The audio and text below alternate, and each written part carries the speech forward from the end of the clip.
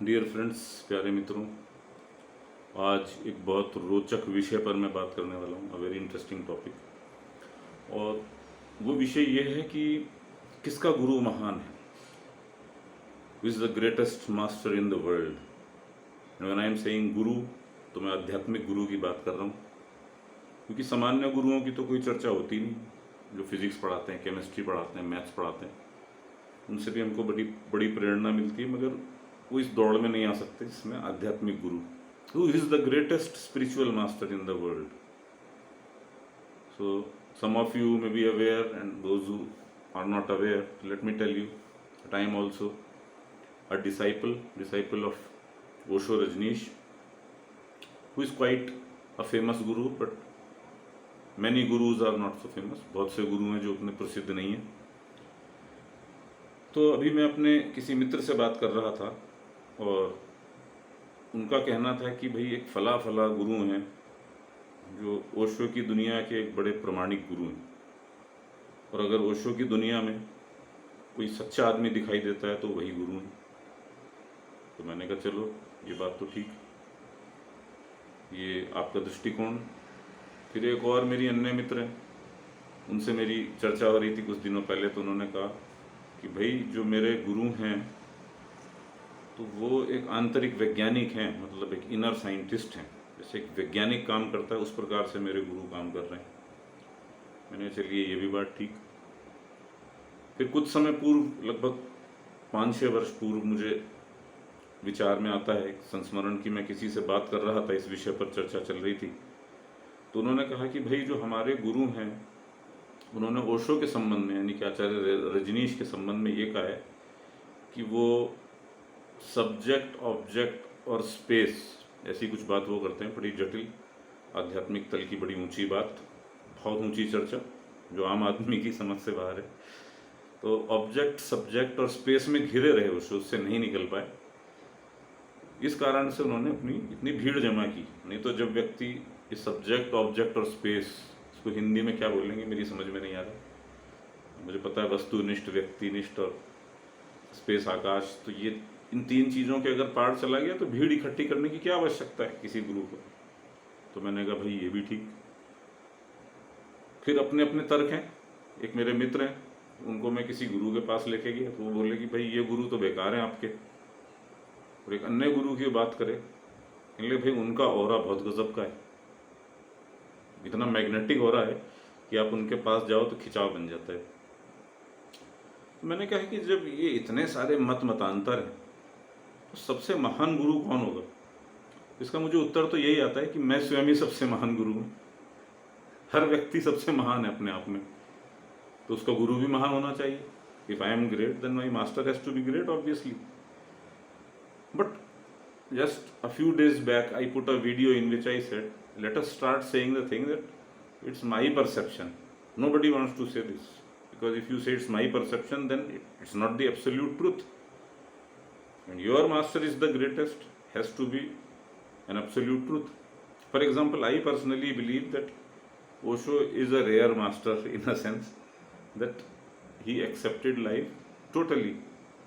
He accepted all the dimensions of life. But that is my perception. Somebody may say, no, he was lacking in many aspects. He didn't know much about geography or politics or whatsoever. So it may be his perception, but as far as I see, I will say that Osho has accepted life to a great extent. But if somebody objects it, then that is also fine. That is his viewpoint.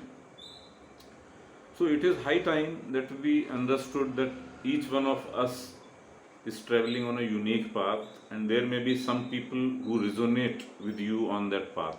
There may be some masters who resonate with you on that path. So we should only say that, okay, this particular master, he resonates with me in my spiritual journey, and therefore I consider him to be great. But declaring something as if it is an absolute truth simply states the fact that you are the greatest guru. No guru is the greatest, but you are the greatest guru. And then there is another community, एक और समुदाय अभी ओशो के यहाँ बहुत सक्रिय है, वो ओशो जगत में, क्योंकि मैं ओशो से जुड़ा हूँ उनके जगत का, वो कंडेमनेशन ग्रुप है, वो भी, उसकी भी बहुत शक्ति है कि भाई जो भी गुरु अपने आप को सिद्ध करते हैं, जो शक्तिपात कर रहे हैं, जो ऊर्जा दर्शन कर रहे हैं, जिनमें कुछ भी डिक्लेरेशन किया है कि मैं गुरु, वो सारे भ्रष्ट हैं, धोखेबाज हैं, पाखंडी हैं। अब ये एक नया समुदाय हो गया कि भाई जो भी कोई गुरु जहाँ पर बैठा है, जो सत्ताधीन है, जिसके पास शिष्य हैं, जो अपनी मालाएं दे रहा है या जिनसे लोग प्रभावित हो रहे हैं, जिनके साथ चल रहे हैं, तो वो पाखंडी गुरु हैं, धोखेबाज हैं, वो शोषण कर रहे हैं, वो अपना धंधेबाज हैं, वो बिजनेस कर रहे हैं। वो इतने शब्द डाल देते हैं कि समझ में नहीं आता कि इसमें विशेषता कौन सी है उनकी, कि धंधेबाज ज़्यादा है, कि सत्ताबाज ज़्यादा है, कि स्त्री लोभी हैं। ये सारी की सारी जितनी की सारी बुराइयां क्या इन्हीं मास्टर्स में है, और कोई बची नहीं बुराई बाहर के जगत में, नॉर्मल साधारण लोगों में। और दूसरी मजे की बात यह है कि अगर हम ओशो के यहाँ देखें तो जितने भी ओशो के शिष्य हैं वो किसी दूसरे गुरु को नहीं बोलेंगे कि भाई श्री श्री रविशंकर धोखेबाज हैं, श्री मोजी धोखेबाज हैं, क्योंकि उनके ऊपर जूते पड़ेंगे तो वो अपने जो ओशो की श्रृंखला में जो गुरु हैं उन्हीं की बदनामी करना शुरू कर देते हैं। और फिर सारे गुरुओं के अपने अपने शिष्य हैं, कोई रमन की धारा से हैं, कोई किसी धारा से हैं, तो उनके शिष्यों के भी अपने अपने संकल्प होते होंगे, उनकी अपनी अपनी धारणाएं होती होंगी कि मेरे गुरु श्रेष्ठ हैं। तो ये वीडियो आज मैंने मात्र इसलिए डाला कि हम इस पर पुनर्विचार करें कि भाई हम अपने गुरु को बड़ा सिद्ध करके कहीं अपने आप को तो बड़ा सिद्ध नहीं करते। और गुरु अगर आपको मात्र बोध देता है और एक समझ देता है और अंडरस्टैंडिंग देता है, जिसके प्रति आप उसी कारण से कृतज्ञता से भर जाते हैं, so that is a sufficient reason for you to have a trust on him। और यदि कोई आध्यात्मिक गुरु नहीं है, किसी व्यक्ति से मुझे वैसे भी राह चलते प्रेरणा मिल जाती, then he is my master।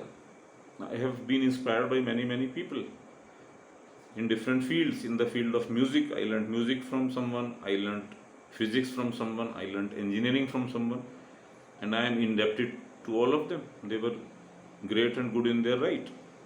So it's high time we realize that it's a very tricky thing। The human mind is very tricky, and we can start cultivating things which are not aware।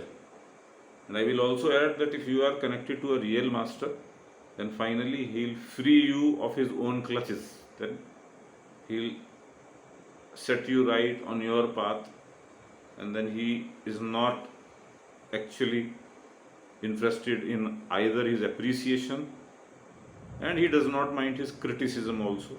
So a real master, if he is a real Sadguru, then he'll get you out of the idea that he is the greatest master if you have cultivated one। तो आप भी विचार कीजिएगा इस पे, और आप बताइए कि भाई सबसे महान गुरु किसका है। अगर अभी भी किसी को लगता है कि भाई मेरा गुरु सबसे महान है, तो मैं ये वीडियो YouTube पे शेयर कर रहा हूँ, तो बताइए आप, मैं देखना चाहूँगा। और उसमें फिर हम शायद एक कोई देखेंगे कि उसमें एक कंपटीशन कराया जाए, सब गुरुओं की एक मुठभेड़ हो, एक कहीं पे कोई मुक्केबाजी की प्रतियोगिता या कुछ रेस वेस करा के पता करेंगे कि सबसे महान गुरु किसका है। धन्यवाद और प्रणाम।